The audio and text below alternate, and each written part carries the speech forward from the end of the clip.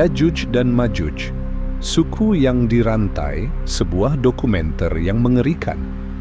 Dari kedalaman kitab suci kuno dan mitologi, muncul dua nama yang menakutkan, Yajuj dan Majuj, Gog dan Magog. Kisah mereka menjalar sepanjang milenia, dari halaman kitab Yehezkiel dan Wahyu hingga ayat-ayat Al-Quran dalam surah Al-Kahf dan Al-Anbiya.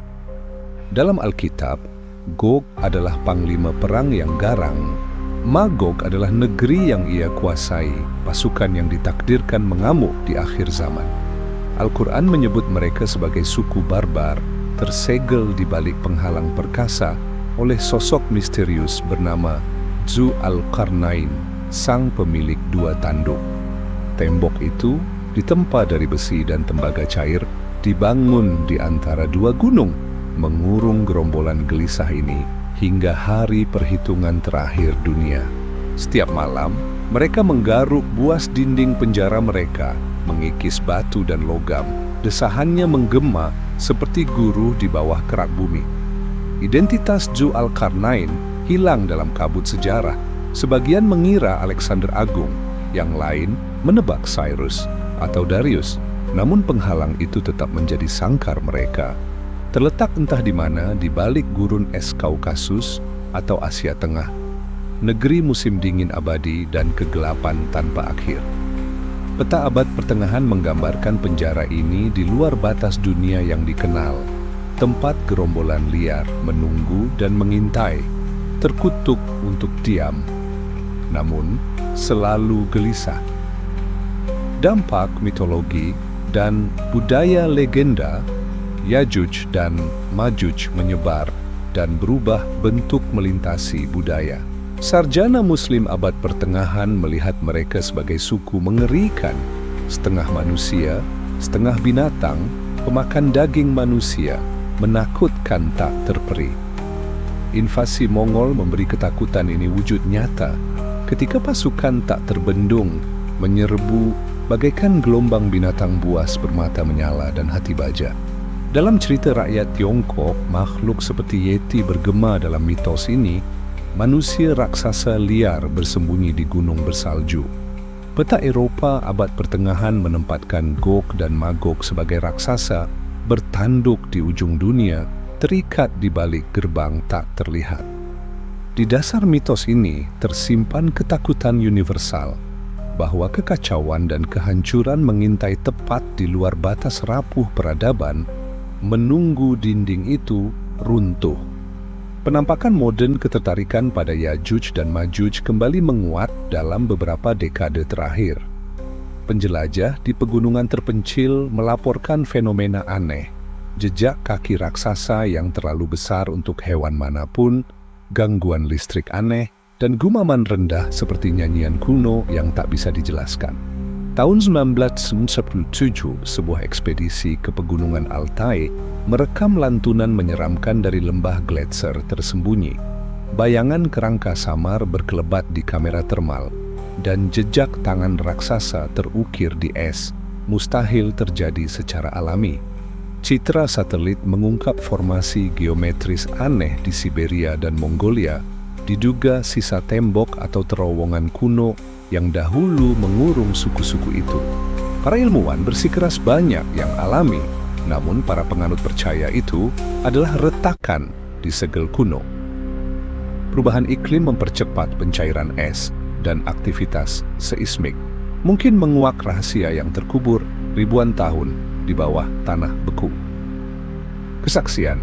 Di Kaukasus, seorang penggembala kesepian bercerita tentang malam-malam dihantui suara goresan, cakar mengikis besi di atas batu, dan sepasang mata menyala bagai bara redup di kegelapan.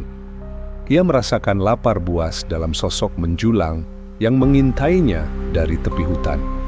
Sebuah jurnal penjelajah di Altai menceritakan bayangan menyeramkan menyusuri tenda es dengan jari-jari kurus seperti kerangka, dan gumaman purba menggema di lembah beku. Saat pagi, ditemukan bekas cakar dalam embun es, tak bisa dijelaskan, dan membawa firasat buruk. Seorang pilot drone di kutub utara Kanada merekam bayangan aneh di bawah permafrost yang mencair, disertai gumaman dalam bahasa kuno. Beberapa minggu kemudian ia menghilang tanpa jejak. Yang tersisa hanya drone beku yang bisu. Anatomi ketakutan deskripsi, mereka mengungkap wujud yang setengah manusia, setengah kehancuran. Sosok menjulang dengan lengan panjang tak wajar. Kulit pucat tembus cahaya, meregang di atas otot dan tulang. Mata kuning menyala, spiral gigi patah bergerigi, cakar menggantikan kuku. Mereka berbau busuk purba dan kegilaan, goresan malam. Mereka adalah gelombang keputusasaan melawan penjara kuno. Mereka adalah mimpi buruk manusia, daging dan tulang yang dijadikan legenda. Pertemuan saat tembok runtuh. Pada malam cerah di padang stepa Kazakhstan, rantai kuno berderit dan patah di bawah gerbang besi. Tembok agung itu retak, batu dan tembaga terbelah saat getaran aneh merambat. Sebuah tim survei merekam getaran berirama yang tak seperti gempa. Peralatan rusak, radio penuh gangguan, komunikasi gagal. Dari bayangan muncul wujud tinggi kerangka, kulit berkarat, mata kuning spiral buas. Tak ada suara selain cakar menggerus batu. Salah satu makhluk merobek dinding lembah, menguak jurang gelap yang tak seharusnya ada. Tim panik melarikan diri, mesin mati, lampu padam, dan transmisi terakhir berubah menjadi statik. Lalu desis tak manusiawi yang meninggi. Akibat renungan tim itu lenyap, hanya peralatan hancur dan logam bengkok yang tertinggal. Cuplikan yang ditemukan hanyalah bayangan dan statis, dan di akhir, jari bercakar menggores kaca, diiringi desisan melengking. Penduduk lokal mendengar auman di dataran tinggi, melihat siluet hantu mengintai lembah senja. Otoritas menyebut ini histeria. Ilmuwan menunjuk penyebab alam, namun ketakutan tetap menggantung, kuno dan tak pernah padam. Interpretasi dan dampak, apakah kisah ini lahir dari kecemasan manusia, cermin dari murka alam dan iklim yang berubah? Pencairan gletser dan gempa menguak gua dan terowongan yang lama tersembunyi, membangkitkan kembali cerita purba. Legenda berbicara tentang kekacauan di balik dinding, peringatan atau undangan, pikiran. Terakhir, tembok itu masih berdiri untuk sekarang. Teks kuno memperingatkan Yajuj dan Majuj akan dilepaskan sebagai siksaan terakhir dunia. Tembok itu masih berdiri, tapi retaknya semakin melebar setiap musim. Dalam gelap, goresan itu terdengar lagi. Jika penghalang itu runtuh, gelombang bayangan dan kehancuran akan menyapu bumi. Dengar baik-baik. Bisakah kau dengar cakar mereka mengikis batu? Mereka datang